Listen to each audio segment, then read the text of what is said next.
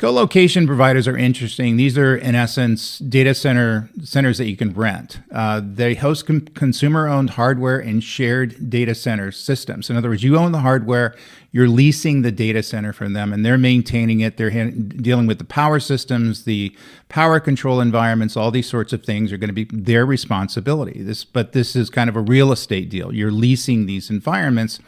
And in many cases, you have to go in there, a contract for other people to go in there and set up the hardware and maintain the hardware. They're cost effective for stable, predictable needs, workloads. They're in essence a data center that you rent.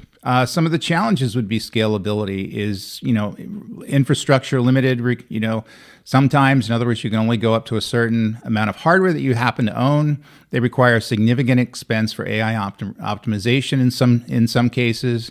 In other words, this is all going to be a DIY kind of thing. You're going to have to either do it yourself or find people who are going to be responsible for doing it on your behalf. And they have a high initial investment, obviously, because you're buying the hardware, but moderate operational costs. They would be very similar to private clouds. And in some instances, private clouds may run on colocation providers. And we're kind of mixing the different platform options here. But there's never going to be one situation where you're only using one particular type of platform. So it's going to be a private cloud on a colocation provider, private clouds is running on a managed service provider, different kind of options and opportunities that are there. And again, agentic AI is a very flexible, distributed, heterogeneous type of system.